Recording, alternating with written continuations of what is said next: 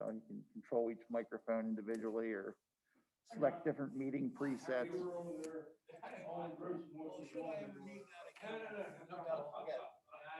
Yeah. Everything I did that day. Oh, really? Yeah. Well, good for you. When we're running a training class. Has everything else been working all right? When I have conversations with them. Yeah, the screens are kind of Whatever. questionable, but that's not. What's that with the image quality? No, I heard a guy one time that sends himself email. We gotta change the. Yes. You talk something about the proposed email, send it to himself. Yeah. Well, that's how that's what I switched to for somebody has. There's no way we can do that. issue with the 3D or something. I used When to the make projectors do not work, we have to change the speed. Yes, for whatever reason, they seem to default to table HDMI instead of rack HDMI. You don't really choose rack HDMI. Just for notes. So you have to tap the leash through. Remember to call Josh. to get them to actually go to rack So when HDMI. you turn it on, it goes to cable HDMI. Yes. These, no. I don't know about this level. I'll tell you what I paid attention to. These go to table, this shows rack. I didn't pay attention As to a what was lit default. down here. Yes. So Yeah, then you have to hit rack and then you still have to hit these two to get them to go. that's because I think it looks like the labeling reverted for some reason, but that labeling was changed. Rid of the table input and did a dual output on the computer. And we were waiting on the other dongle, I think, to plug that in. Because we wanted to do it, I think ultimately the goal was to do a double output off this computer and have one for presentation and one for conference. So it's probably defaulting to that. But it looks like the labels changed. That's what concerns me. Let me check with our programmer. I have the other parts in, so we just gotta get back here and we'll check it then. Yeah. I'll mess with it when we come back to see what's going on with that, see why it's happening for you. Yeah, we have the parts in, so I just gotta get back over here and get it done. Next week, we'll try it. I think next week we'll try to get over here. Okay. We have a meeting on Wednesday, so we can be here before Wednesday. Yeah, yeah. I'll check the calendar for next week and see when a tech's available and see when, I got scheduled like 3 different people, a tech, a programmer, and myself. It's always interesting. Every time I go to schedule, it's like I gotta check, make sure this person's available. So anyway, there you go. You're welcome. Thank you very much. Appreciate you coming out.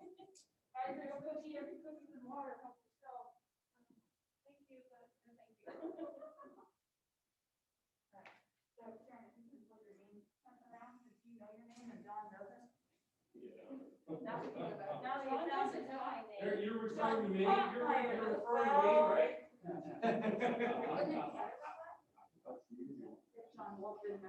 I know.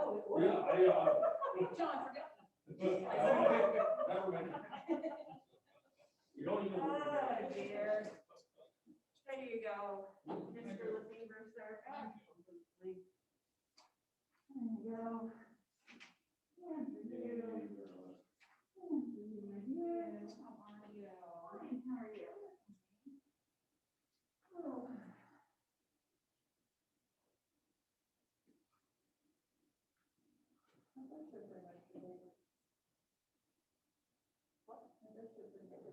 Yeah, it actually hits just about everybody. Except for me, which is fine.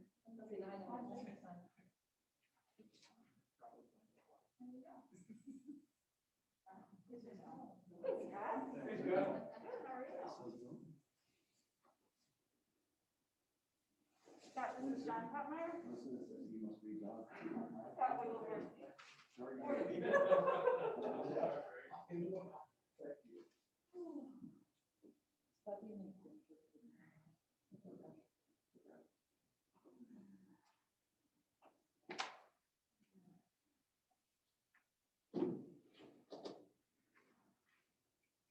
Seriously, that's it. Cookie. Wegman. Chocolate chip cookie. I already had mine. I was gonna say, Cindy will have a cookie. You're gonna put that one pressure on. I'm not gonna put pressure on until everybody, I'm going to put pressure on until everybody has. You can stay here, you won't run until lunchtime.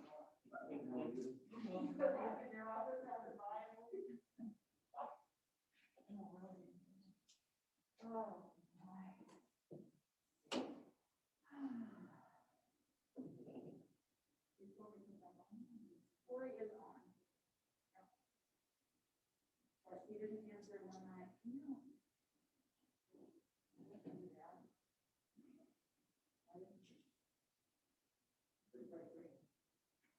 I don't think so. You expecting more? I'm expecting everybody. Nobody told me that they were Zooming. Typically, I get an email or a text saying, I have to work on the Zoom. So I am expecting everyone. But there, now it's green. Okay. Good deal. All right.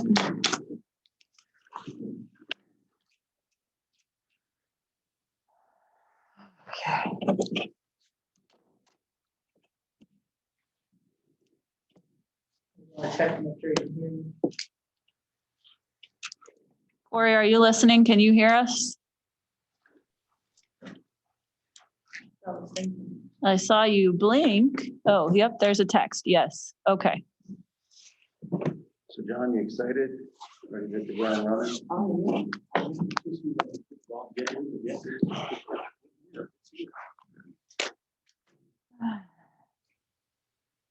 So I understand the next 8 months of my life are going to be interesting. And then how many years after that? 4. Mm-hmm. All right. Maybe we should have put John over there, then Corey could see his face. True. I didn't realize that was how the cameras were gonna show, but I turned the other one. I was gonna say, if I switch it to rear. How much is the table around? Nancy and I called my crush and encouraged him to stay interested in the township. And did you do the same thing? We have an alternate on the planning commission right now. I sent him the information. Yeah. He committed to get back to me by the end of this week. Good. On that, Good. so. He was, I was surprised. Yeah, I like that.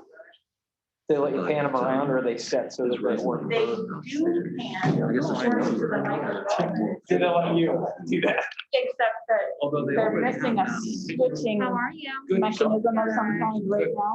Okay. And so they kind of go dark and then they pop back up, not necessarily where the person is still at, because it's delayed. Skill and finance. So, So, yes, sir. yeah, I'm thinking, How are you? and Donato. Huh? That video is So, Isn't that awesome? Craig, did you watch the video I sent you today of the Black Knight Yeah, that's. walkthrough? Isn't that awesome? How you do that, how they get the dollhouse view and stuff, that is. I don't know. It was very cool. So I did realize after I sent it to you guys that like you can see everything in the apartments that weren't damaged. So we should probably be careful how much we, It will be disseminated. but as far as using it for training up on the screen or whatever, just be cognizant of that as we're. Yep. But yeah, that was pretty awesome. I don't know how long it So- took to do that, but that was incredible. Yeah, the restoration company did it, Oh, but I'm not sure it was complete. I'm thinking he meant like the people that are gonna actually restore the old building versus like, I don't know. I didn't get a chance to ask him today. I mean, I guess he wants to rebuild, But- right? Yeah, oh yeah, he said when the building was still burning, he'll be there as long as he can be there.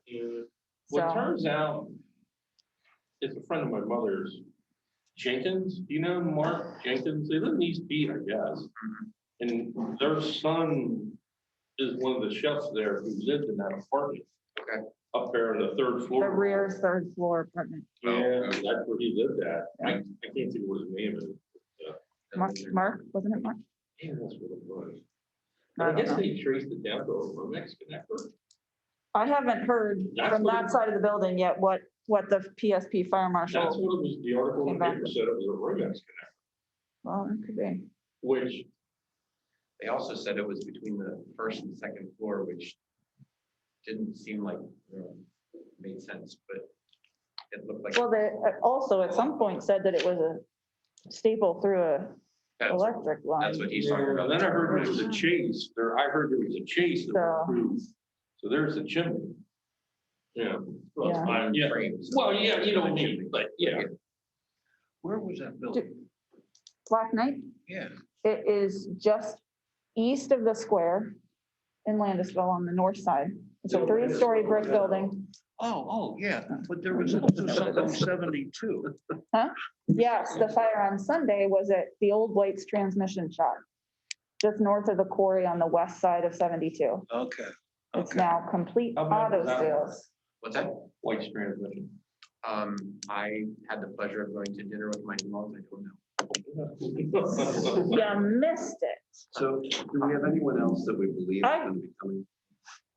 Billy's not coming, and I assumed Josh was gonna be here. I knew that Amber probably wasn't. I believe that she works this evening, but Josh may be coming from work, so I will text Josh, but otherwise I think Corey, I think, is zooming. Corey is zooming. He is on Okay, good. and is able to hear, so he said. So, Well, it's 7:01, so we're going to get started. I'll call the meeting to order, and we'll start with a moment of silence. And I would ask everyone to remember Roger Howard Sr., who passed away last week from East Petersburg. And then we'll follow with the Pledge of Allegiance. So would you please rise?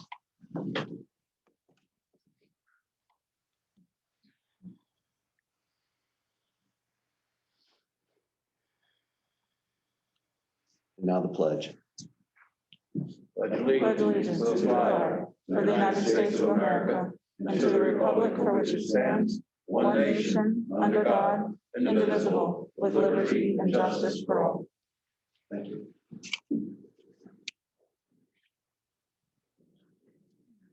So first up, we're going to do our reorganization of appointment of officers. This is our first official meeting of the year. And is in our agreement, we've agreed to rotate the chairman by municipality annually. So with that, I would like to nominate John Wolf as chairman of the Hempfield Area Fire Commission. I will second that nomination. Motion by the chair, second by Mr. LaFever. All those in favor, please signify by saying aye. Aye. Aye. Any opposed? Motion carries unanimously. Thank you.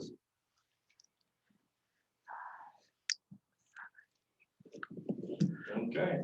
So, Mr. Chairman, this is now your meeting. Thank you very much, everyone. The next appointment we need to make is vice chair. And here again that's something that is in agreement alternates between municipalities. And that being said, I would now nominate Ed LaFever to be vice chair. Got a second? I'll second. Any questions? All in favor indicate by saying aye. Aye. Opposed? Motion so carried. Congratulations, Ed. Thanks for being my wingman. Next is secretary, and Diane, you're currently the secretary, I believe. I am. I would just go ahead and make the motion to nominate Diane to continue being our secretary. And entertain a second on that. I'll second. Any questions? Hearing none, all in favor indicate by saying aye. Aye. Any opposed? Hearing none, motion so carried. Our next action item would be to approve the November 15th. Mr. Chair, you skipped the treasurer, please. Oh, I'm sorry. That's okay. Sorry about that. I would open up the nomination for treasurer, and I believe Cindy is treasurer. I would be totally fine to nominate her to continue to be treasurer. Second. Second. All right, thank you, Josh. Any questions? Hearing none, all in favor indicate by saying aye. Aye. Aye. Any opposed? Hearing none, motion so carried. Now we'll move on to approval. If you all would take a look at our November meeting minutes, and if you have any questions or additions to them, bring them so forth. If there is or is none after that, we entertain a motion for approval. Just a correction to the agenda. It's actually the November 17th meeting minutes, not the 15th, as is indicated on the agenda, but the minutes show the correct date. I recall reviewing them at the time and found them to be representative of the meeting, so I would move for approval as prepared. Thank you, Ed. We have a second? Hey, Mark, thank you for that. Anyone have any additional questions other than the correction to the date on the agenda? Hearing none, all in favor indicate by saying aye. Aye. Any opposed? Hearing none. Minutes are approved. D is just a note that we did have an executive session on February the 11th to discuss personnel matters. We had no old business to discuss. We're moving forward to new business. And Diane, I'll allow you to make the introduction. Okay, real quick before we introduce John, question for you and Karen. Has East Pete appointed another representative We yet? anticipate doing that That was be on Thursday. That committee, okay, Yes. okay, just wanted to make sure I was staying on top of getting them on board, So without further ado, and long awaited, I would introduce to you John Kottmeyer. John comes to us from VFIS, and prior to that was Deputy Fire Chief in New York City. John has a long history in the fire service, and some experience in municipal government and some experience with consolidated systems and all kinds of things. So we are grateful to have John with us and coming on board on Monday. And excited to see another step forward in the guidelines, the items that we had outlined in our strategic plan that we've been working off of now for over a year. So, John, I will let you go ahead and tell us about yourself, where you came from, how you got here, and we'll go from there. Well, glad to be here. Welcome to everyone. You know what, before you do that, why don't we just quick, since he didn't get to meet everyone, I don't think before the meeting, how about we just run around the room quick and just let him know who you are and who you represent, and if you hold an office or otherwise in the organization you represent, so he knows who he's talking to real quick. So John, do you want to start? I'll start with John Wolf, East Petersburg Borough Council, and currently President of the Borough Council. I'm Tammy Mosman, and I'm the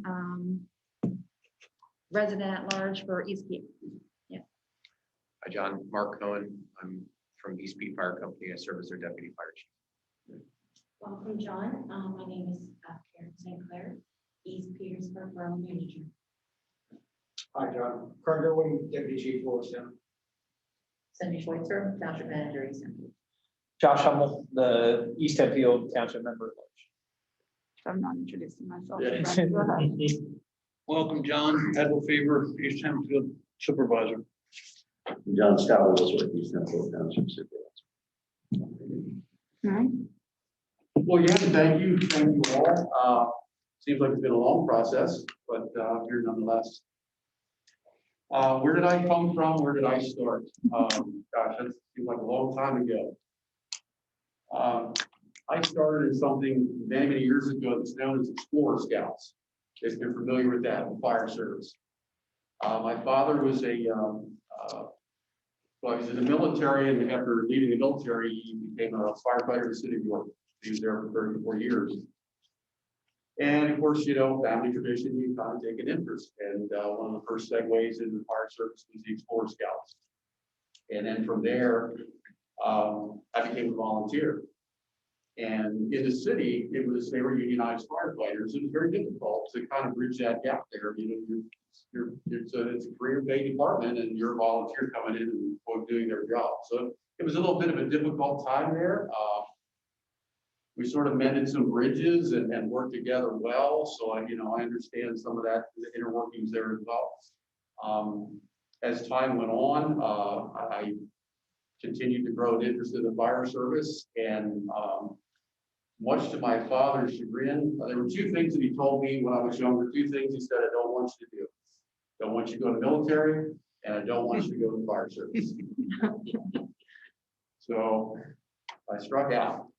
I took the test, and again, it's a civil service position, so, you know, it's one of those, it's, you know, multiple people taking the test, and it's just a sort of a crapshoot, you hope to do the best.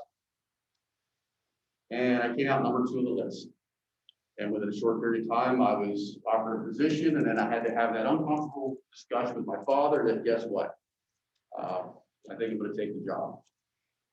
From there, I was a firefighter, assigned, we go through academy, and then from there, then we're assigned to platoon. And I was a firefighter for several years, and then you have to, like most departments, you have to be a firefighter so many years before you become an officer. So I did that, and then decided I'm gonna try my luck and take the test, study for the test, and passed the test and was promoted. And in our department, it's lieutenants, captains, assistant chiefs, deputies, and the chief. My original assignment was probably one of the nicest assignments I ever had, making the tractor drawn tiller. I was assigned to a tractor drawn tiller for a lot of years. I was one of the greatest positions in the fire department. And we actually, you know, we would switch from shift to shift. So you drive the front, then you drive the back. So you were always out. And now you got to understand, the one that I was assigned to was a 1964. Okay, think the year, and it was an open rear. So you had no protection back there. So it was nice to switch off and on every once in a while. As time went on, I progressed up through the ranks, held various positions. A lot of my focus was more on operations throughout my career. Everything from like, you know, special rescue types things and those types of aspects of the service. Also got into fire investigation, which is something that as you progress, when you become an officer, platoon commander, fire investigation is something that we do. In the city of York, the majority of fire investigations we conduct on our own. And you know, from time to time, especially with the battalion, anything like that, then there's PSP and kind of like similar to what you do. So I did take an interest in that. Had a pretty good success rate with arson convictions. Felt pretty good about that. I actually testified, became an expert witness, which is also helpful in the court of law. So that was kind of one of my interests in the fire service. I also, again, I was a platoon commander for several years. A platoon commander for us is just control the ship. We oversee a platoon. And we have junior officers on the platoon, but as the assistant chief, you're in charge of the entire platoon. And I served as a very proud commander of the platoon for many years before I took the position, was offered the position of deputy chief. As deputy chief, we had a chief, and then we had 2 deputy chiefs. We had an administrative deputy chief. We had an operations deputy chief. I was the operations guy. So I was more the safety, the health, all that kind of stuff. And one of the first things that I did, that I was very proud of, long tradition in fire service, and I'll tell you this, you'll probably look and laugh and wonder, like, gosh, what were you guys thinking? In our old fire stations, not great ventilation, except when it was windy. And we would always take our bunker gear to the bedrooms at night. So when you went to bed, there was your dirty, stinky bunker gear sitting next to you.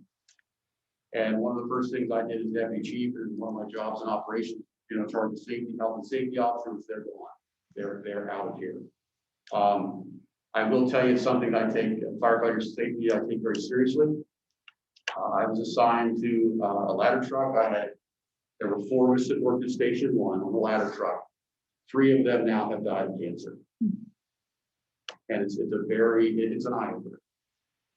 So when you look at it and you say, for 4 of us that worked there, 3 of them have died. You know, I'm just hoping that I do okay. So I take it very, very seriously. In the city of York, we had a proud tradition. We had no line of duty deaths, with the exception of in 1970, we had in the actual ladder truck that I was assigned to, on the way back from a training evolution, a dead tree snapped off and collapsed and fell down the cab of the ladder truck. At that time, it was an open cab ladder truck. It actually crushed the probationary firefighter who was in the front seat, passenger seat. So we had a pretty proud tradition, a lot of years of no fatalities, no line of duty deaths. Unfortunately, the city, I was retired, but the city experienced 2 line of duty deaths. There's a lot that can be said about that, a lot of discussion.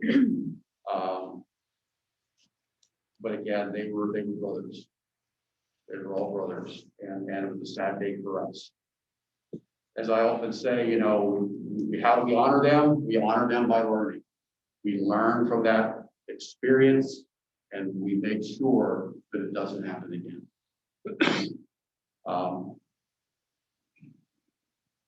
From there, as a deputy chief, I never figured that any of you guys are government officials, all I got. I never figured that I'd be the politically correct guy to become the fire chief. The mayor of the city of York, we had a love-hate relationship as well. She was the one that promoted me, and but anyway, good times, really good times. But I received an offer from WellSpan Health over in York County. WellSpan Health is, you know, they bought up everything, the level 1 trauma center, that kind of stuff. And at that time, medical director, Dr. Bledsoe, he had been politicking for years for me to come to WellSpan and take over their EMS, their advanced life support. I've been a paramedic for a long time, probably longer than I like to remember. And it got to a point where I thought, you know what, I made it as far in my career. I've done a lot of things, you know, within my career, and I thought that would be a nice segue, a nice transition. So I took the leap and went to WellSpan. I was the director of EMS for several years. And essentially what that amounted to is we were advanced life support throughout all of York County. And we also, they got into a system of actually leasing paramedics and EMTs to different municipalities because we were seeing some of the EMS units faltering. So we did a kind of like a lease option. Within a few years of that, after getting everything under wraps, getting everyone marching to the beat of the same drummer, because WellSpan bought Gettysburg Hospital, and they, you know, the whole 9 yards. After we got everything squared away, they decided they didn't want to use us anymore. So from there, it wasn't very long. I got a phone call and said, "Hey, understand that there's no longer EMS at WellSpan, but would you like to come to Gladfelder Insurance Group and work at BFIS?" I thought, well, yeah, that would be a nice. So I originally started at Gladfelder Insurance Group being risk control. Because again, safety and health, you know, you kind of like a risk background. So I started in risk control and then moved from there to education and training consulting. In the consulting aspect of it, one of the things that sort of plays into this, in this kind of venture, from a consulting perspective, we did a lot for fire and EMS agencies where we would actually go out, we were the consultants that would actually go out and look at departments in different situations. And we would try to come up with best case scenarios of, you know, whatever they wanted to do. If they wanted to merge, if they wanted to hire like, you know, for example, a departmental chief, whatever the case may be, whether it's fire EMS.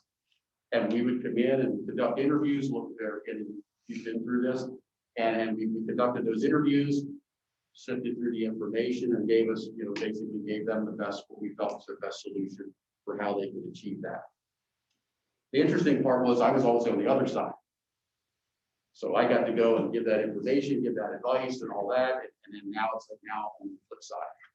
So now it's like, now I get to take all that institutional knowledge and then put that into play from this end. One of the things that I will say, and I said this during the interview, I may be the chief fire official, but understand I'm not the guy. Okay, and I want that to be clear. Where we've seen some mistakes in departments is when they hire these people and they come in and you hire a name or you hire a resume. And everybody looks at that person and they forget about everybody else. And we don't want to do that. Because you guys got me here. And you're the ones that I'm going to be working with. So it's not about me. It really isn't about me. It's about all of you. Okay? You have the foresight to know and understand the direction things are going. That to me is That's mind blowing. If you would be and see some of the departments that I've seen, and I've traveled nationally, all across the United States, in the good, the bad, and the ugly. And I think the steps that you're taking right now, and just the fact that I'm here, I think is an amazing first step. And you are the one that should be congratulated for that, taking those steps. This position, again, the FIS, different world. Gladfelder Insurance Group was as the owner, Art Gladfelder, actually started the business on South Queen Street, New York, Pennsylvania. Started at his house. And it is now the largest insurer of emergency service organizations in the United States. Literally in the United States, starting out of his own home. Several years ago, we were purchased by another company, which that does happen from time to time. As an agency of an insurance company that was AIG out of New York, based out of New York. They came in and they saw, from an insurance perspective, we have over a 97% retention rate of clients, which is unheard of in the insurance industry. From an overall loss perspective, and then I like to think that we had some effect on that in risk control and education training, but our overall loss ratios were less than 60%, which is fantastic when you're all over the United States. When you look at AIG posts losses of like 90-some% globally, and we're at 60. So they bought us. Why did they buy us? They wanted to know what we know. How do you do what you do? How do you make this happen? They're in 80 different countries. They don't have an education and training consulting department anywhere there's 80 nations. We do. We go out and teach clients. We help them. Gladfelders didn't hire me because I know insurance. I can't sell you insurance, don't know a whole lot about insurance. What I do know is fire and EMS services. And that's why they hired me. And that's what I did. The greatest thing about the job was I got to go out and speak to people just like you and talk about the real things that happen, how does it affect you, and what we can do. I'm married, have 2 children, 2 young children. I'm an older father, but I tell people, and people ask me this all the time, they keep me young. I have twins, so it's like only girl right off the bat. So they keep me young. They're 11 years old, and every day they keep me young. I was actually out the other day sledding. Wow, what am I doing? This isn't. But anyway, love to fish. I have a boat, Indian, and I love to fish in the ocean, fish for tuna. Love bluefin tuna. Love to fish there. Even the Chesapeake Bay, southern part of the Chesapeake Bay, love to fish. I heard you mention Howard County. Is Mike Bonner still there? He is. Mike Bonner, longtime good friend. Worked with Mike Bonner as a paramedic. Medic 102 when I worked there for last year. Okay. Good guy, really good guy. The issues here within the communities, even in York County, are affecting everyone. It doesn't matter where you go. And that's the thing that we try to say globally. When we travel throughout the United States, the stories we hear here are no different than what we hear out west. And it's a problem. It's something that, for example, government elected officials, no offense, people in Congress and everything, we always, from a VFIS perspective, we always attend the Professional Fire Service Institute dinner in DC. We go to a lot of the pre-events and talk to some of the congressional leaders. Why? Because there's a lot of things that are faltering. And yes, there are great departments out there and they're funded by municipalities stuff. There's a lot of volunteers out there, folks. There's a lot of volunteers that are doing this for free. And free only gets you so far. And when you're trying to do this on chicken dinners and you're doing this and this and this, free doesn't get you very far. The other part of it is the price of these apparatus, the things we have to replace are phenomenal. And you talk to these congressional leaders and they're looking at big budgets and the billions and trillions of dollars. And then they're looking at this, well, it's $1 million to replace that aerial boats. Yeah. How many chicken dinners do we have to sell to get that $1 million? And that's the disconnect. And that's what we try to do so often.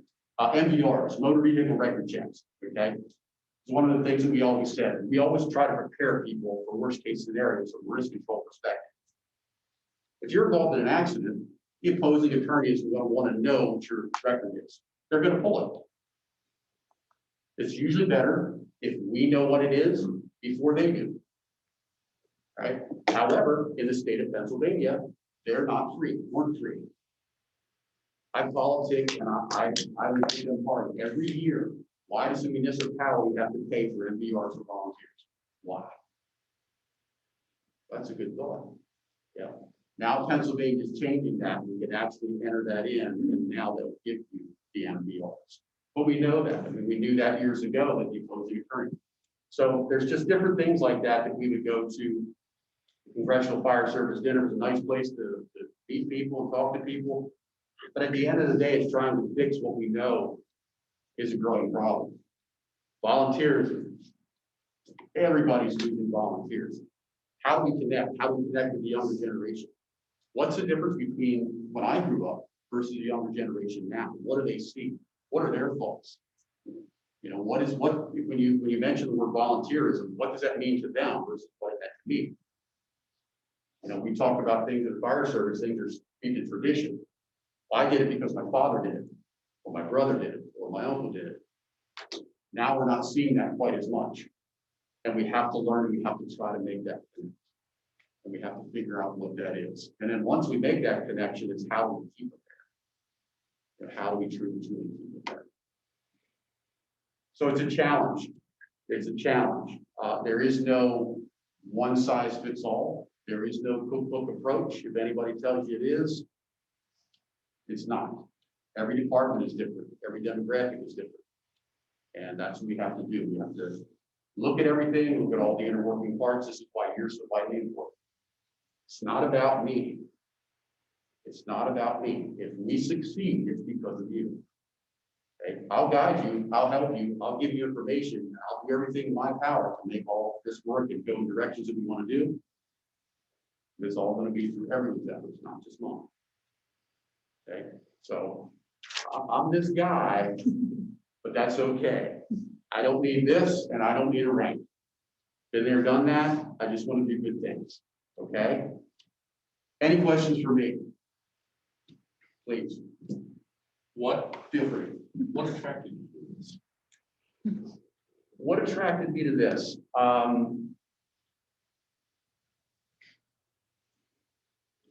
From the VFIS perspective, doing a lot of these projects and looking at these things, I love the fire service. I always have. You know what I'm talking about. I don't even have to say it.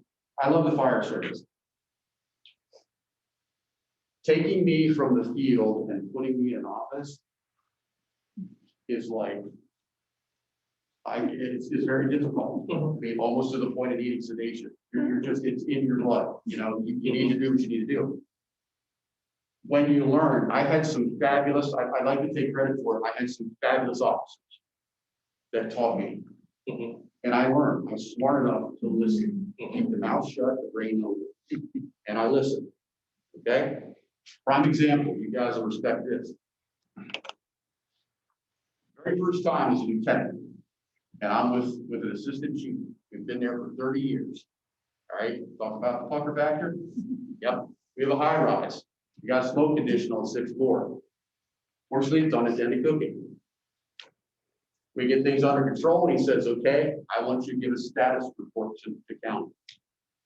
All right, so what I do, I get on there and I'm nervous as all get out. And I said, we are in the process of evacuating smoke, da da da da da da. All right. He walks up to me and says, we evacuate people, not smoke. We ventilate smoke. Okay. I understood what he meant. I never made that mistake again. People look at that and say, well, gosh, that was pretty nitpicky. He did it for a reason. That's how particular they were. Why did he do that? Because I want you to learn, and I want you to learn the right way. So those were my mentors. That's the kind of mentor that I want to be, and I have been. And in the city of York, from the time that I was a senior officer, I trained most of the junior officers. Some will take credit for, some won't. But I trained most of the junior officers. And as I told them earlier, that's why I don't have any hair. I like to take pride in that, the fact is knowing that the department, the officers above me had the confidence and faith in me to do that, to send all of them and cycle them through. Why? It's not that I'm some kind of a hard case or whatever, it's just the fact that I want to make sure that you're learning it the right way. I come from an education background, and I like to teach, but I like people to learn. And just like in your own children, isn't it great when you teach them something, and then the next thing you turn around, you see them doing things exactly the way you taught them? And it's like, that's the way the system is supposed to work. And that produces a good feeling.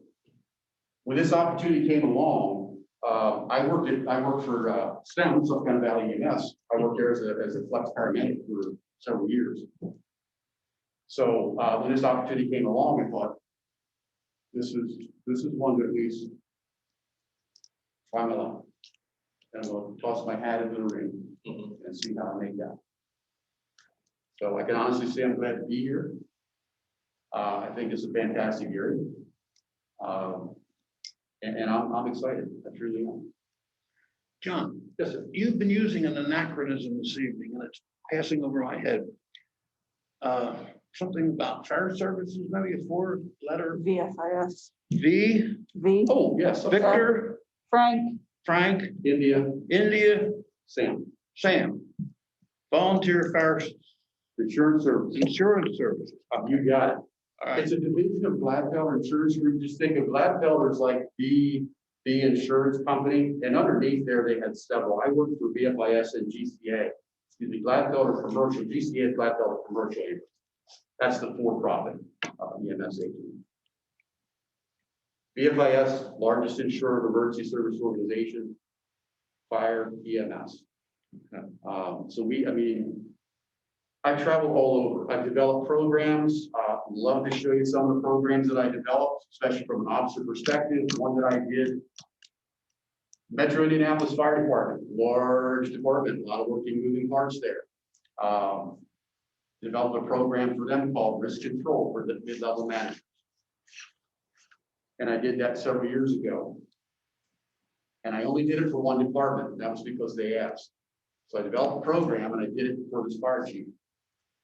The fire chief unfortunately lost his job because they had a significant loss as a result of why I was there. I left there and I went to a place, a fire department up in Hyannis, Massachusetts, out Cape Cod. Telephone, telegraph, tell a fire chief.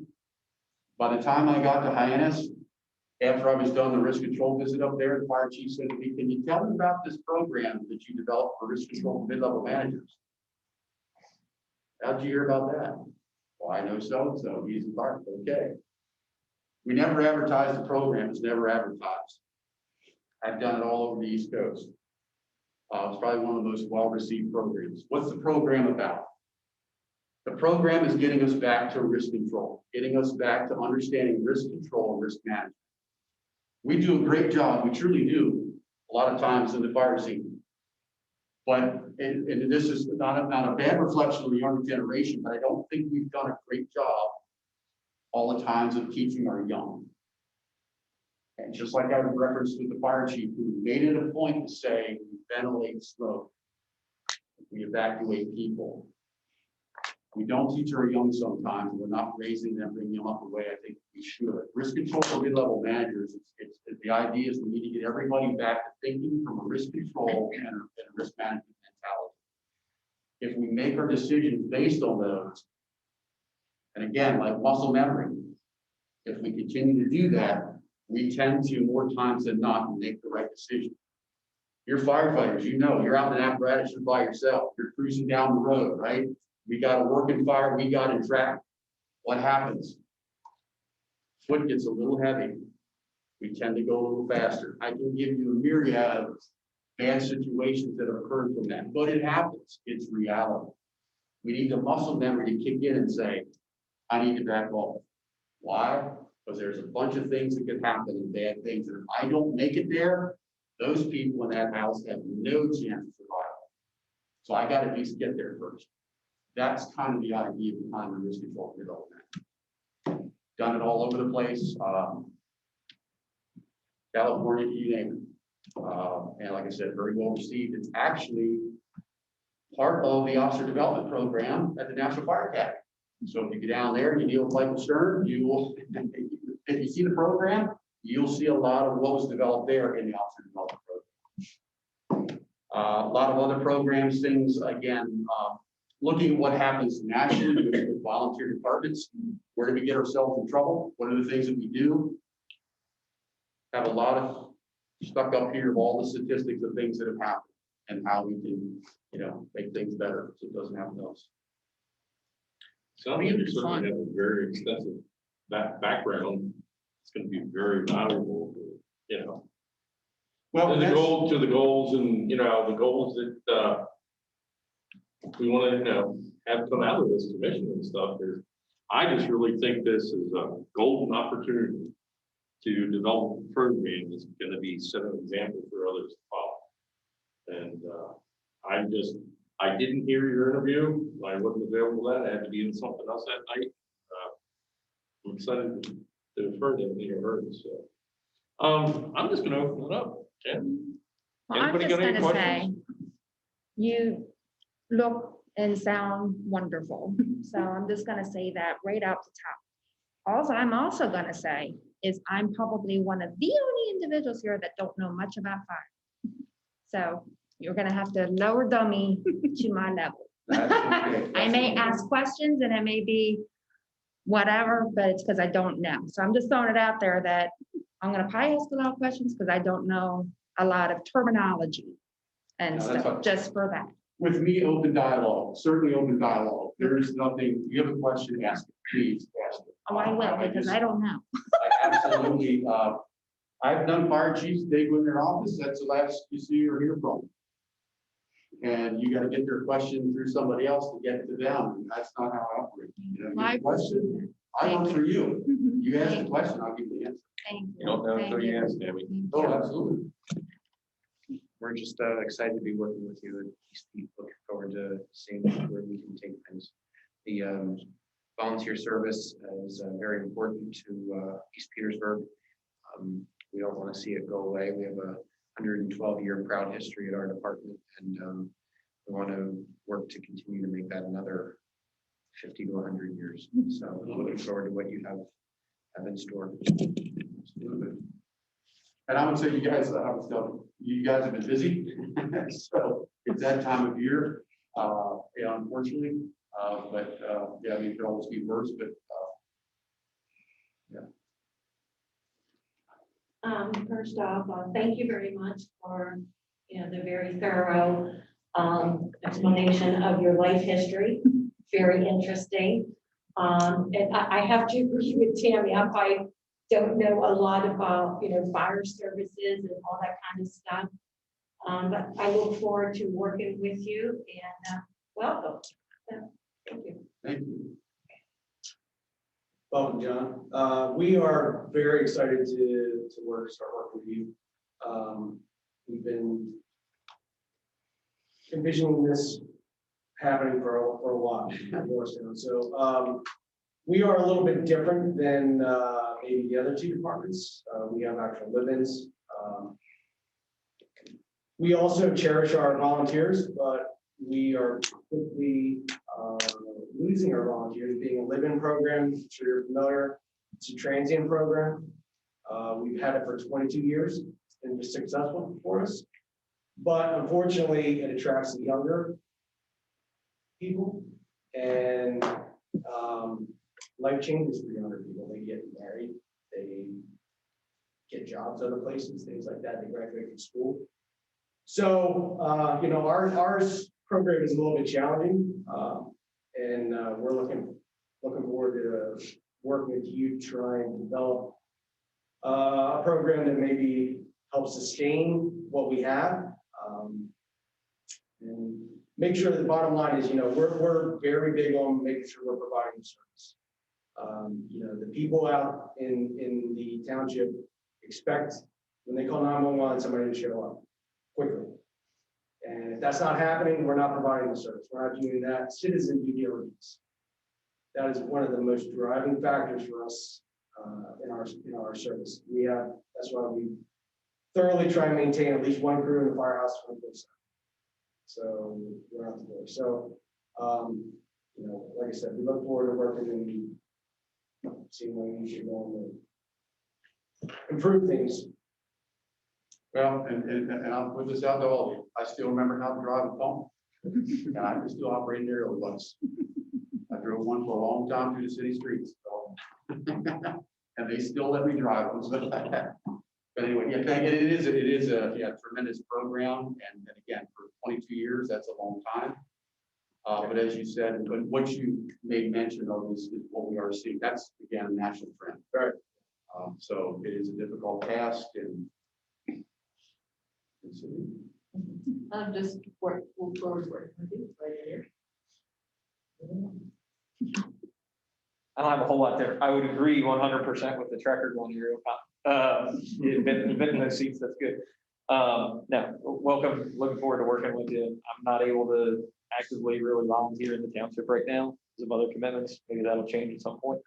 Not for lack of effort by some of the members, especially 67 at different points in time. But want to do what I can to help preserve what is here. Because that doesn't always happen, and excited to hear your entire background, because I don't think you focused enough on the operational end and on the interview side of things. So, no, excited to have you here and work with you. if you, there's a firefighter, well, he's an officer in Harrisburg City Fire Department, Brian Bastinelli. Brian Bastinelli has taken lots of fire scene photographs and everything like that. And one of the very first books that he did, I felt that I should get a commission because he worked C platoon, I worked D platoon, we were opposites. So obviously when he was off, I was working, and most of the fires that you saw in this book, that was mine. So I should have got a commission. You'll see, yeah, I joke about this, but it wasn't funny at the time, obviously, but Doug Allen from WGLA, Weatherman, you know, from time to time, he would always, when I'd see him at different events, he'd say, one of the fires that I had in the city was the only fire that he ever picked up on Super Doppler 8. I said, I don't know whether to say that's a compliment. But it was a huge, it was a Visco warehouse, it was an old factory. And it was actually an arson. A kid got upset with his father, and it went in and torched it. And I mean, he torched it, and it was several city blocks long, and all directions, and it was one of those you knew it was going to be ugly, and we were there for days. It was a July day. I was at the complete opposite end of the city when the call came in, and they said this is a reported structure fire, and I was actually coming out of the American Red Cross. And I looked east and I saw the smoke, and I thought, yeah, this is not going to be good. And it was actually July day. Actually, Brian Bastinelli wrote the story for Firehouse Magazine in July of that year, and it's actually was in Firehouse Magazine. Thank you, that was one of my fires. So I do have an extensive experience from an incident command perspective. As I said in the interviews, a lot of great mentors, and one of the good mentors that I had is the fire chief. His name is John Senna. He teaches for the National Fire Academy as well. And he didn't have a lot to say when he'd show up. Well, what he did, he'd walk up to the scene, and if you were the incident commander, he'd walk up and he'd ask a series of about 4 or 5 questions. And you better quickly have the answers to those 4 or 5 questions, or he was assuming command. I learned, again, mouth shut, eyes open, ears open. I learned very quickly that this is what he wanted. And then when I learned that, he would just come in, and then he was what he wanted to do. And he knew that you had control of the situation.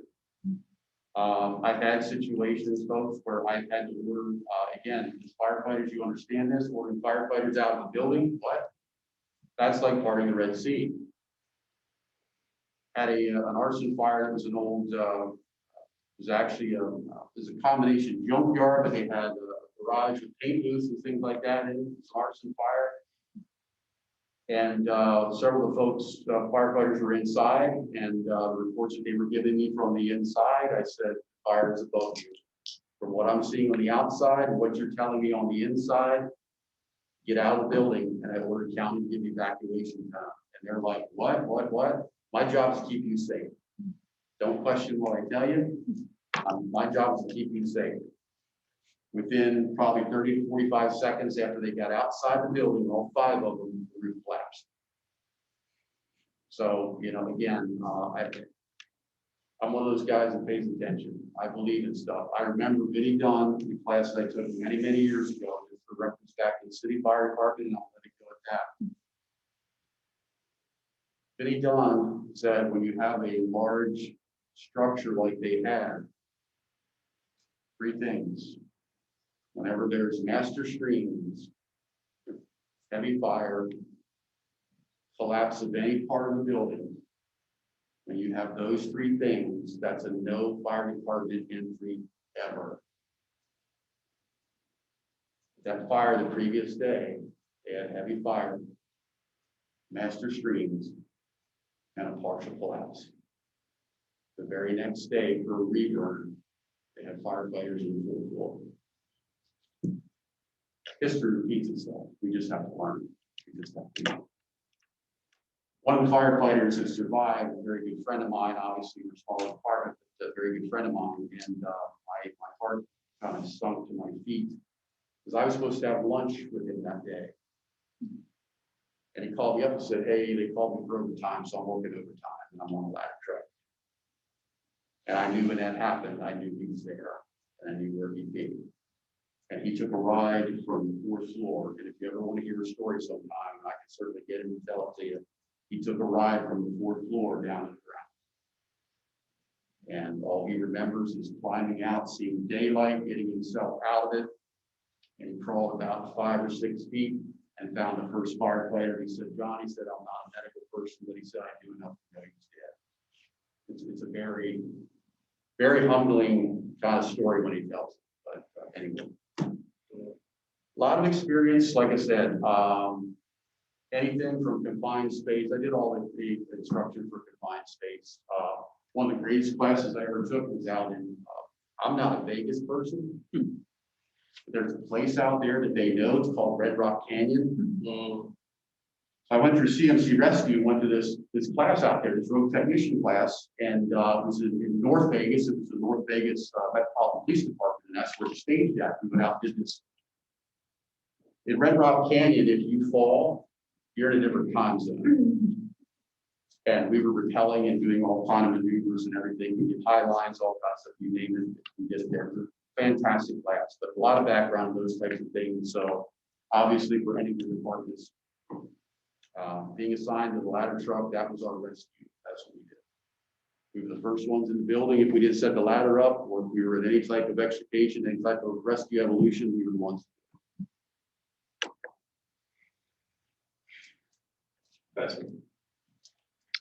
I'm just looking forward to what we can learn from you. What you can share with us. Absolutely. Forward to it myself. I'm glad you're here. I'd echo what John had said. I think we have a great opportunity. I think we can benefit all 3 departments, and I think we can benefit the community. And you hit on it. We recognize that we needed to take this step. We took it for a reason. And I'm looking forward to seeing what we come up with. And I like your approach, working together. It is, you know, like I said, we've seen it. I've seen it in many departments, and even in the city. You know, the city was, you know, became a career department many years ago, but there are still 9 departments. I'm still a member of one of the original volunteer departments, over 200 years old. And how they used to fight to see who would get there first, and they put barricades over bridges so that your department couldn't get there, so we'd be the first one there. You know, this is stuff they did years ago. But it is very, very steeped in tradition. So I understand what that's like and what that feels like. And we don't want to lose that. Like, you don't want to lose that in the organization, because that esprit de corps, that's kind of that thing that drives a lot of people. And you have to try to maintain that. So I do think that that's very important part. Even recruiting. I mean, we've had some, you know, some departments, some really lost kids. You know, whether it's a broken home, family life, whatever, they just don't know where to go. You know, military is not maybe an option, whatever, they're not really sure about that kind of stuff, they come to the fire service, people, the police department, come to the fire service. And it's amazing how some of these kids can turn around just because of people like you that take them under their wing and show that this is, you know, it's fantastic. And you know, the living program. I mean, that's some of these younger folks. It's like, yep, your mommy did most everything at home, didn't she? And then it becomes obvious. But again, you work with them, and but we all bring them up, bring them up. I don't want to neglect Corey. Corey, are you listening in? Do you have any questions for John? I think he's at work, so it may be that he can't. He did, oh, no, we got the message. No, he says. Okay, thank you, Corey.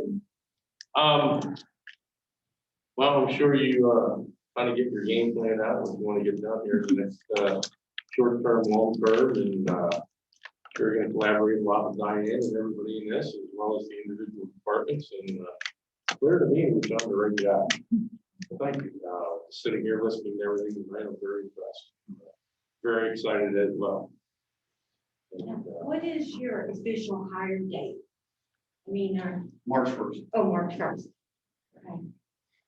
And Karen, I had said to him before that I'd be certainly welcome to attend any of our meetings. So, Right, exactly. and I'll let you kind of collaborate with John on that. Yeah, so there's a whole list of people he needs to meet, places he needs to go, things he needs to do. It might be 4 or 5 pages or.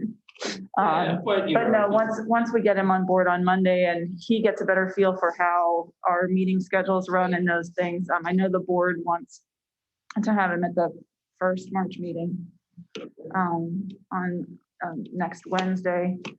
I don't know if he could do next Tuesday as well for your borough council, if you want to have him there, if you want He needs to get his feet to give him a wet. couple weeks.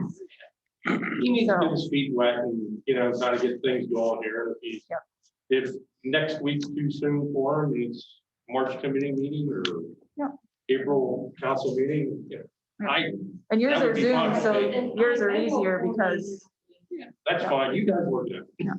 I do have another question, and this is directed more towards Cindy or Diane. The reason why I was asking John's official hire date is the borough received an invoice for the first quarter. Is that something that's gonna be prorated? That is based on the agreement, Okay, and the agreement outlines a quarterly payment. That has nothing to do with the hiring of fire official.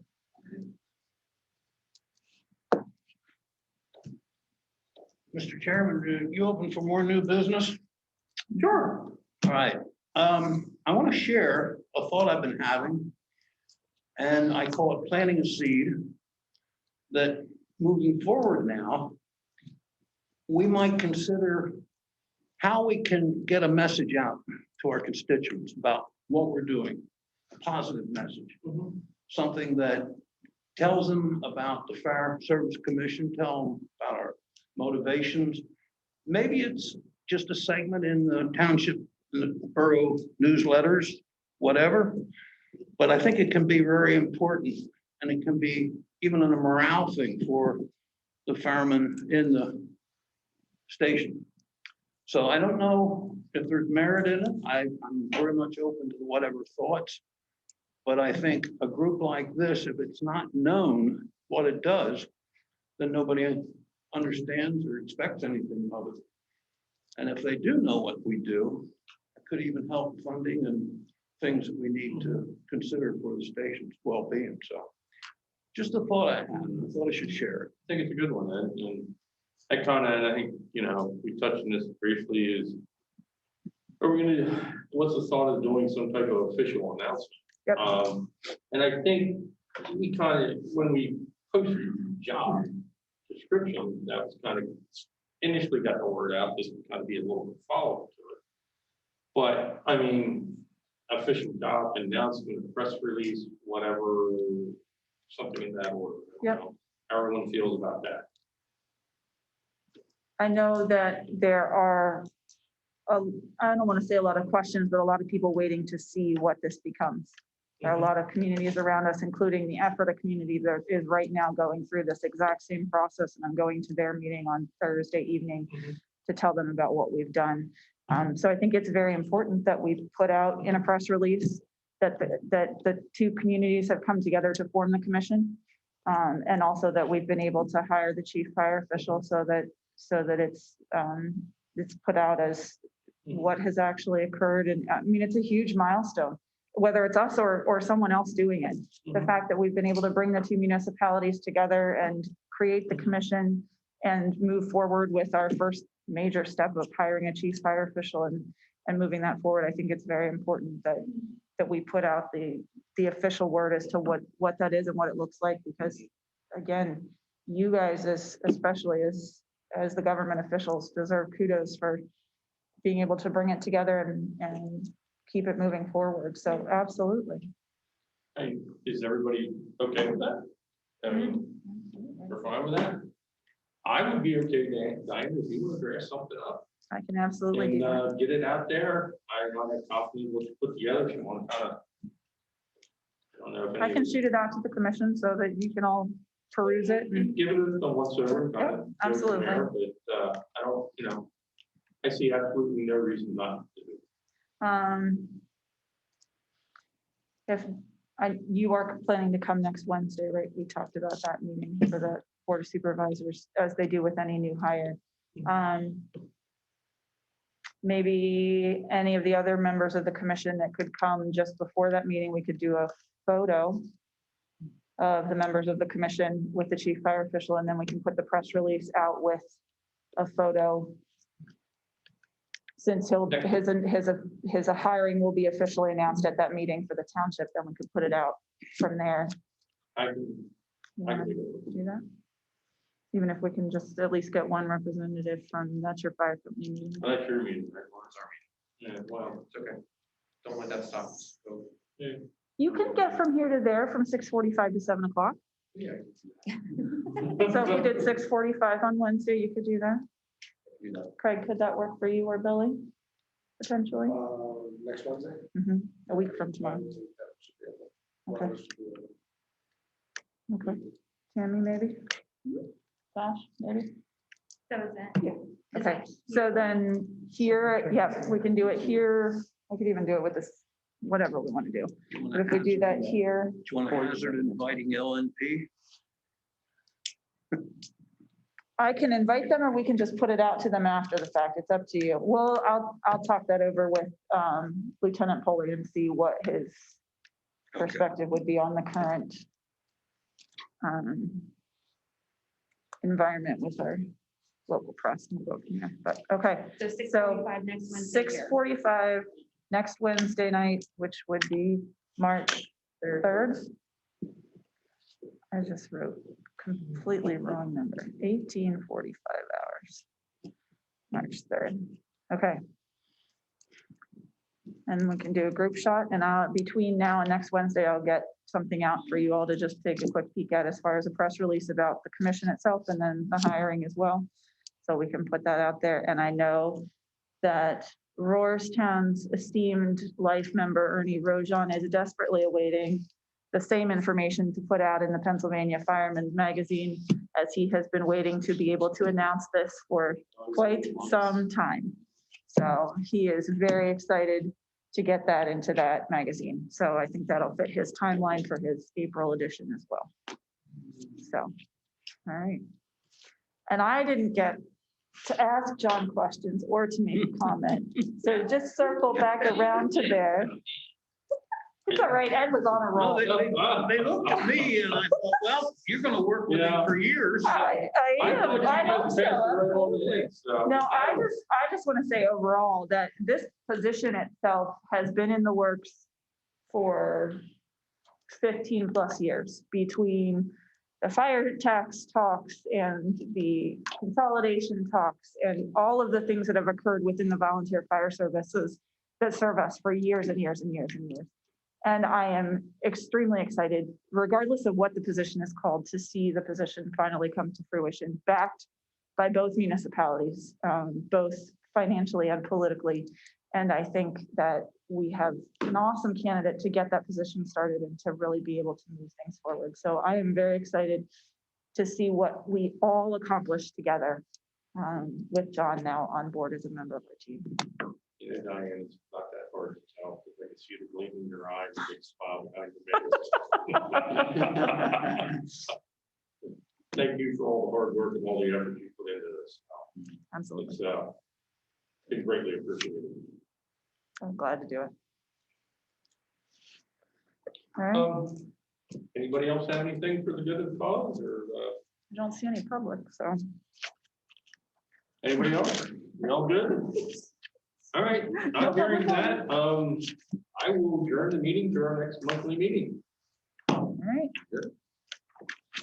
100 We'll hours. see most of you all next Wednesday night at 6:45. Please eat cookies. You're killing me. Cindy will never let me get food again because nobody eats the food. Oh, Corey's gone. Oh, great. I did not see that. Thank you very much for moderating the chat comment.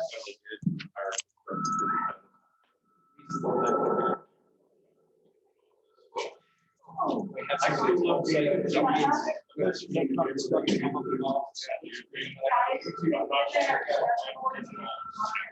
I still sit there and figure out stuff.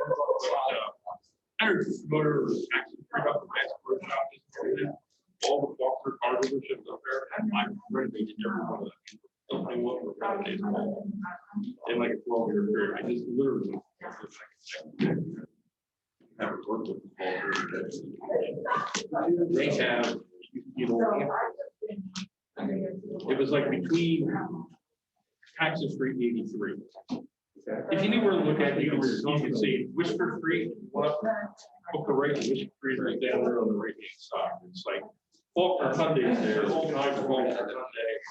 Then it's what is Faulkner Hyundai Service, and then it's Faulkner Body Shop. Right along. So I'm up there. I'm coming up. They generate a lot of people. And it looked like a steamer. Like the way it comes up, right? Yes. I was talking about. And in fact, it's better off. So I look here and I saw that sheet. That version. Double reconciliation, so there.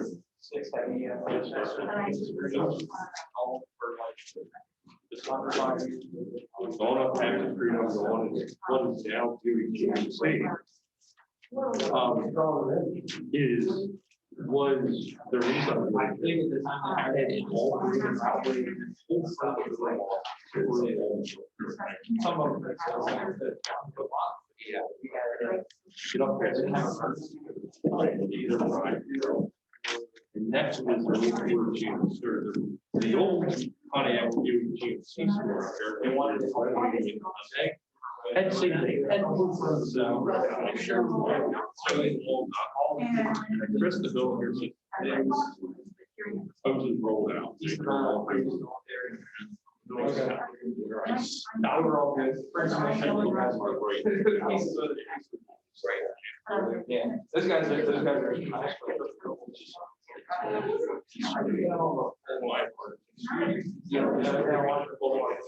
Oh, I went there. Down with some people brain terrible, but not get yourself hurt in the process. You look like you're somebody important. Okay. And so meanwhile, I go up there and the farmer. It wasn't Garen Robinson. Garen was on the Garen now. Anyhow, they introduced me and I said, hey, I said, you know where the main distribution center is? No, I do. I renovated the food. Follow me. And it was just, That is. it was, I don't know it happens. I have to go run the trouble. They had an inside into a car wash and they washed the car and they parked it in. Okay. Store the elevator, put on the battery. It's somewhere. They don't know where the charger called the problem was happening, but he had their roll drain papers, we threw it, plastic. And it was amazing. It rolled up. Came over there and all this stuff. We didn't really know. Thanks, Scott. Yeah. Thank you again, John. See you next week. So Thursday, is it? Is it this, Yeah, this Thursday, yeah. what time is it? 6. 6 o'clock. Very We good. get a little early, Reed. Okay. I'm making some pizza casserole. But it was amazing. This building was 100 by 300. In the back there, we stopped and we built a wall.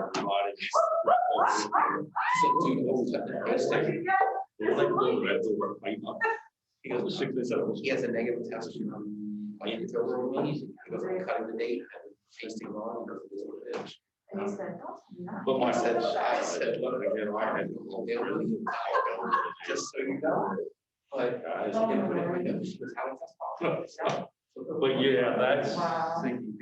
oh, it is. And yeah, and the weirdest thing was, I, of course, I was up there, I was checking it out. I don't know if they ever, I had to build a wall around the cars and all this, segregated off from the insurance company. And it was, and I learned a lot. I mean, I learned a lot just going through that process. But it burned a hole through his roof. And I never saw aluminum roof deck. And it was aluminum roof deck. And it's arguably, they came over, we've never seen one that's steel. I'm telling you. And then somebody was for it, told me steel, but it's not, it loses something, it's magnetic. Conductivity. Yeah, come on. But we went through and renovated it, so, but, So, yeah. like I said, I didn't see her, I'm on the representatives, the regional police department patrols used to be. That. No, but, I heard. I'm sorry. And, I so really interested, I will be concerned this up. Oh. Where the person was, didn't come and say, I'm the new sheriff, you know what I mean? It's all, and I'm glad to hear that it's exactly opposite of your philosophy. Oh, yeah, you will, you will. You know, you hard to prove. And you get it's a conversation. And he did most of it. He talked with two other chiefs that they were in our vessel. Maybe you know, I mean, we're not close. Right. Well, maybe. Yeah, but well, you know, it takes reason to feel so good to hear that. Oh my gosh. Because it's almost where I have to say, like, Why? He doesn't work. It's pretty hard.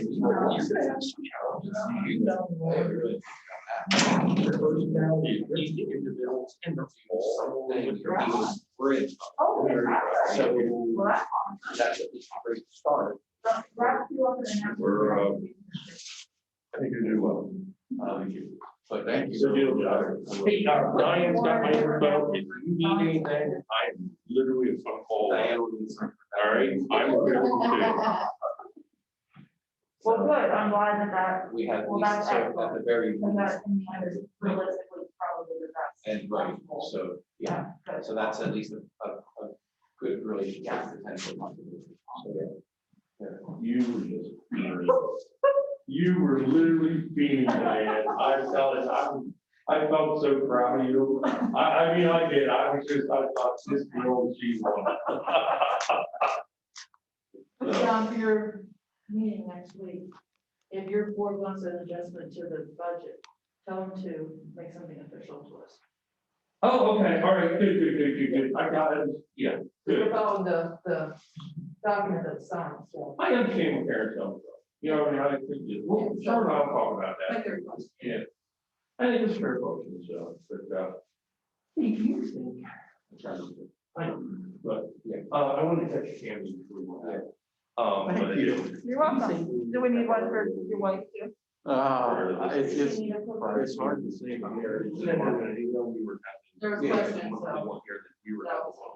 At least this one, I don't know if there's any. Oh, right. I don't think there's any reason. You want one for Jeff? I gave you two for the Neither 20. do You I. want a third for your wife? I'm on the. Hey, just with your work and everything. I think so. I agree. So I'm gonna call, I'm gonna send them an email. Well. And just say, I'm hey, excited for Monday. hey, you know, don't really need to have one. Yeah, oh, yeah. So you ready to go? Yeah. All right. John, it was a pleasure. Thank you. Appreciate it. Absolutely. Thank you. Look forward. Safe travels, everyone. Thank you. Nice. Yeah. Yeah, absolutely. Thank you, Cindy. Can you, Mark, can you work with Jamie, look at Monday evening and see where it might work over the next, let's say, 2.5 months? Yeah, absolutely. Okay, very good. Thank you. Why don't you step up there, John? Yeah. Have a nice- you guys get it. Bye-bye. See you next Tuesday.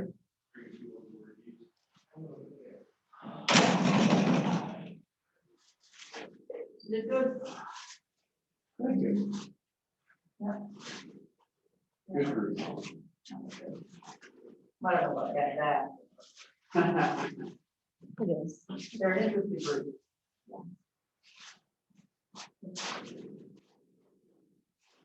But I do. Craig, let you know where they're at. Right, so it's actually there, main issue, Mark, just let you know where they're at, their legacy department is their main issue, Hempfield wasn't here. I'm guessing that Josh is a paramedic for Wilson. So I'm guessing he ended up either on shift or held over, and then their alternate. Not sure what she did in the medical field, but I know she had to work tonight. So. But we have 3 very different departments and we have very different needs, and you'll find that out real quick, all on your own. But I also believe that if you've been in enough places, seen enough systems, had enough experience, that if anybody can find a way to make this room, well, we may even work together too, over the last couple of years, but move forward together. Well, getting them to this point is like a major step. That really, really is a major step that they'll, I mean, we have some that they won't even, like, literally for a consulting project, we had to meet with them separately Oh, that's easy. because they would not, Put up a good front. they would not come to the meeting and discuss with you. So you had to, it was always separate meetings and stuff. And it's like, you know, sooner or later, we gotta all, you know, show up and talk together and share our ideas and thoughts and, you know. Yeah. Well, we meet bi-monthly with the chiefs and with the presidents of all 3 departments. We haven't for the last 4 months, largely because November COVID was insane and everybody was busy. December was holidays. January, we were very much in limbo. And then this month, we wanted to wait until tonight was done. So moving forward, we can talk about what that schedule looks like. If we continue and if we don't, we haven't. We just need to look at what the commission does versus what those meetings accomplish. They currently include Cindy and the board of supervisors who are on the public safety committee that were here tonight, Scott and Ed. And maybe that doesn't need to be part of the meetings moving forward now that we have the commission, but the meetings I think are still important. So lots of that kind of stuff to just work through as we get started and figure out what we need and what we're doing. Get you talking and building relationships with them. Yeah, That's yeah, where just it all- acclimated to. That's where it'll all come from, so. Yeah. Well, and the nicest thing is, like I said, is, you know, in the fire service, you talk the lingo and it's like, they understand, you know, they know where you come from and they know what you've done. I could hear Josh taking notes over here, which Josh is new to here. And, I looked over at him at one point and he goes, so, okay. Yeah, talk to him, he knows Mike Bonner, talk to Mike Bonner. Yeah. Mike Bonner knows you well, yeah. Yeah, so you'll get there, and heck, you won over Tammy tonight. although she called me darling. Yeah. Started, did you hear that? She would have done that to me, I would have had her say. She's a, You speak like a good one. she's an interesting. Yeah, the borough and the township in general function together in a council of governments and function together in a commission, but they do operate very, very differently. That question she posed tonight should not have been at the I commission. know, I was like, That should have been an email to me. but that's how she operates. That's how she She's rolls. very inexperienced. And dare I say unprofessional in how she functions as a township manager. Not unprofessional in her behavior, but just doesn't function well as the manager of a municipality, interacting with other managers or government officials or otherwise. So, they're, Who get a lot of interest in, yeah, can't say it. Twists and turns everybody. yeah, the intricacies. Intricacies. Yeah. I can't even say that if I tried. Intricacies. Did we get a verdict on the Equinox today? $1,000 damage. They hit your car. One of Well, the your temporary cops, car. we have it parked over here in the police lot because they have more parking spaces than we do, which we overflow every single day. I'm really tired of parking. And Sunday, yesterday, Start taking care of your spot. I took Joe's spot. Because I've talked to him already about Well, I said. Joe Robinson, Joe Robinson is the finance director. where did he come from? City of York, New Okay, York, yeah. yeah. Yep, when he found out that that was where you were from, he went back looking in his annals of Oh, Joe yeah. Robinson. Yeah, I He's was like, there. yeah, and I said, well, his resume says he was there from Legion. Yeah, we were there together, huh? Okay. So, yeah, he's our finance. Well, that was always, So- you keep on the radar. As a firefighter, yeah. you keep on the radar. No, he's gonna be here another 2 years. Oh, is he? Oh, wait, that wasn't the song I heard a couple months ago, so good. He struck a deal. All right, well, then we have a little longer than I thought, but yeah, we have. There are very different personalities in our office, just like there are in the meeting this evening. And you get to meet them and learn them all. I think every single one of them is interested to meet you because you're this thing in the office that we can't talk about, but that's happening. Yep. Or that we couldn't talk about for a while, but that was happening, so it'll be, Is it real? Is he real? yeah. He's actually coming. Put that name tag on your door and you'll be officially official. So, Yeah, well, the business card, then it's official. You got, that's phone, laptop, official. credit card, business cards. Yeah, I returned mine. I did get permission though, which is rare, but I did get permission to bring a lot of the programs I developed, Awesome. which are Gladfelder programs. That's fantastic. So I can use them, like the risk control, that's why I brought that up, because I can use that. Well, and talking about art personally and your relationship with him helps with East Pete because Gladfelder gave us, gave East Pete a significant donation when one of our juniors died of cancer. Oh. He came and brought a check and presented, and our lounge was remodeled with a shadow box and memorial to Mike Chikowski. And they've always very much appreciated Gladfelder, so that's another good connection, just. That was our Gladfelder. They used to have a jet. And so if you had to fly anywhere, you would schedule it. They had two admins, the pilots had admins. You would schedule your flights through the admins. So wherever you had to go, you just, all you ever did is went to York Airport. So nice, no TSA, no nothing. You just go there and you fly. With the economy being what it was years ago, Art goes to meet with this large client. They're having trouble paying insurance premium and stuff, and it's like everybody, they're getting hit. So they said, he's getting off the plane and he's walking over the car. They said he turned around and looked at the plane. He looked back out in the car. Later that day, he says, we're getting rid of the plane.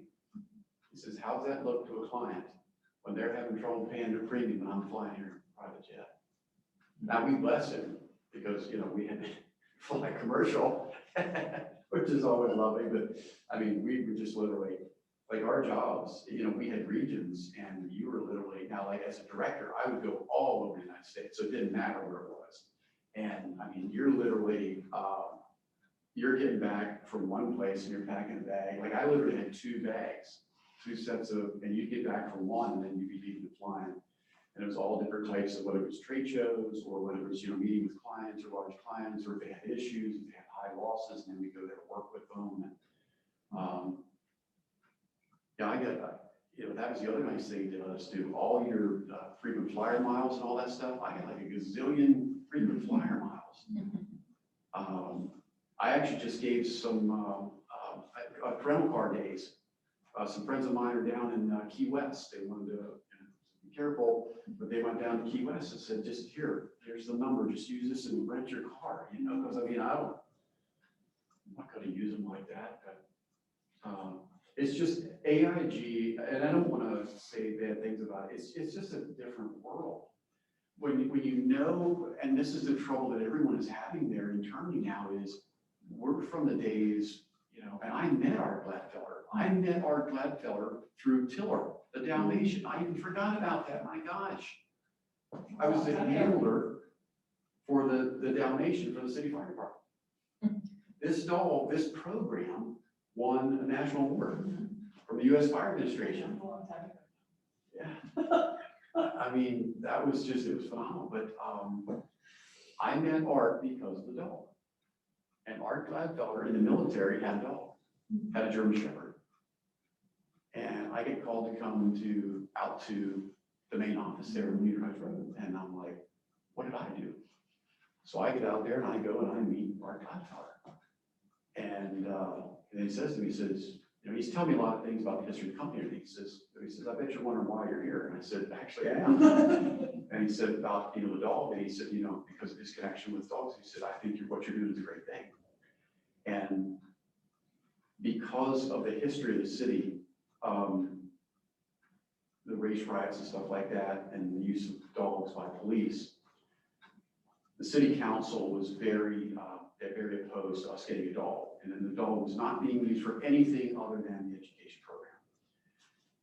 So the mayor at that time, he supported us, but the council said, no, we don't really want to do that. And Art stepped up and said, I'll provide whatever insurance coverage you need for this dog. And I mean, there was no question. And that's what he wanted to say. And it was just like, yeah, he said, you tell me whatever you need and we'll make it happen. So, I mean, you know, we had limits of, you know, obviously high liability because of the dog, and, you know, we had a professional trainer.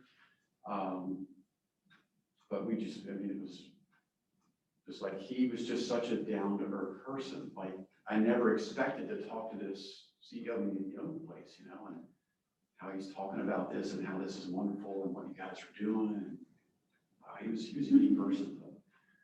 He reminded me, if you ever saw old videos, old films like Walt Disney, that's who he reminded me of.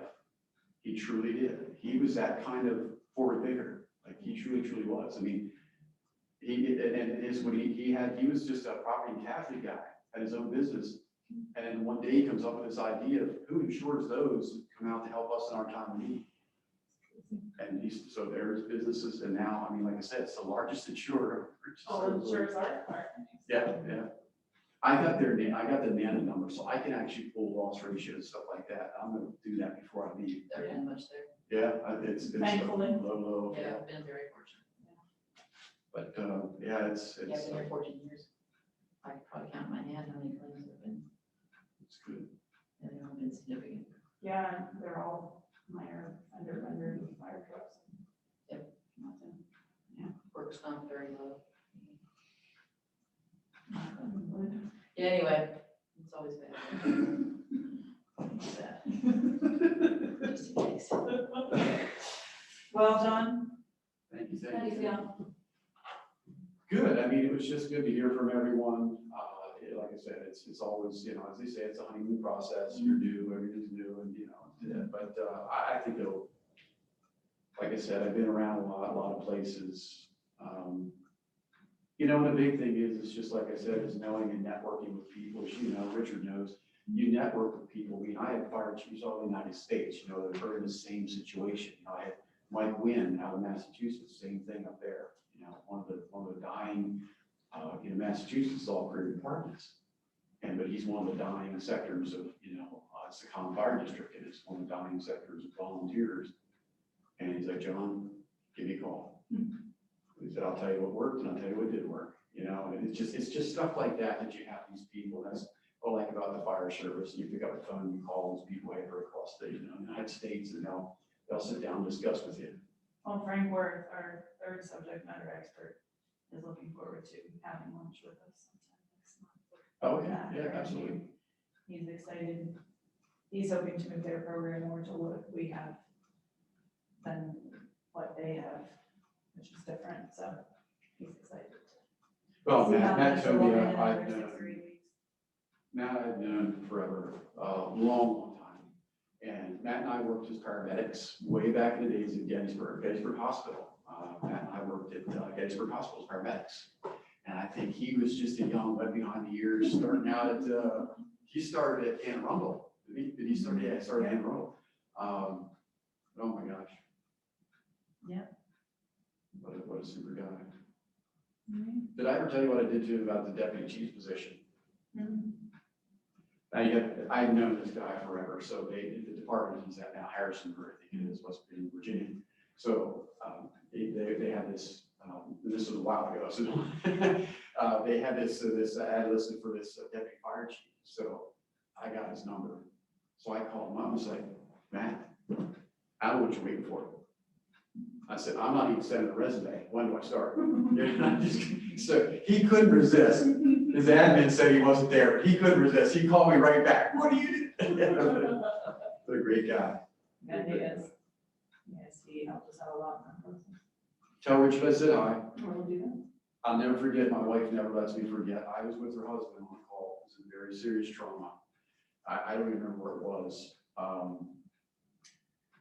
Woman was speeding going around a curve, and she hit a state body truck. She crossed the center line, and it hit her on her side. And I mean, I've seen heavily trapped people before, but I fully expected. When we walked up to the scene, there was this old guy who witnessed it, and he was standing there holding this woman's arm outside the door of the vehicle. It was a minivan. Another Richard. And he'll remember when I tell you this. Long story short, this woman is so heavily entrapped. And talk about working with volunteer agency stuff. Richard's a career guy, I'm a career guy. And they're going about this, and this woman is so heavily entrapped. I've never seen her driver's right leg, which was on the accelerator. We're looking at the bottom of her foot. It had twisted up around. We're actually looking at the bottom of her foot. Heavily trapped. And they're doing all this stuff. And finally, I said to one of the guys, I said, look, you're doing a great job. We really got to get her out here like now. We're losing pulses. I decompressed her chest. Jess was a paramedic student riding along with us.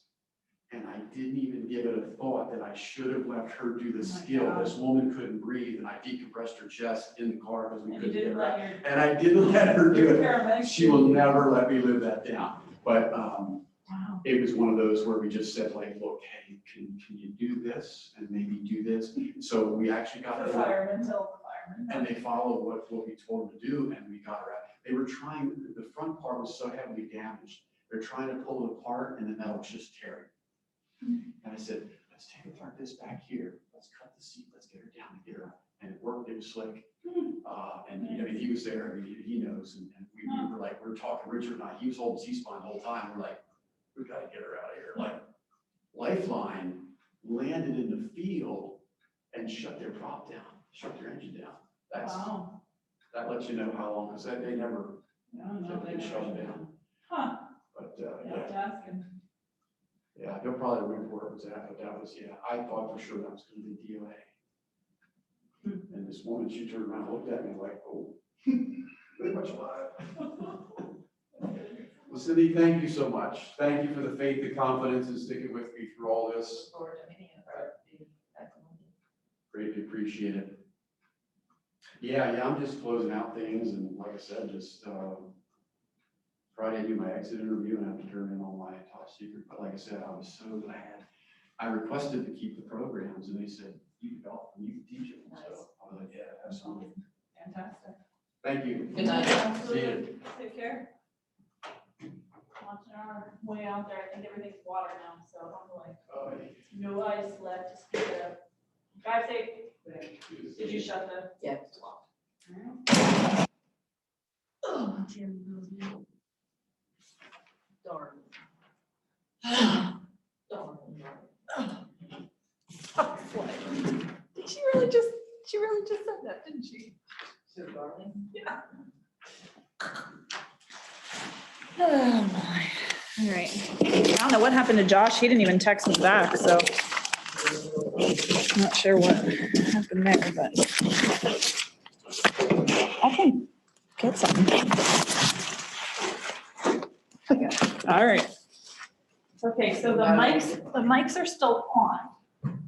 They weren't, huh? They're still green. So do they need to be? Yeah, it's.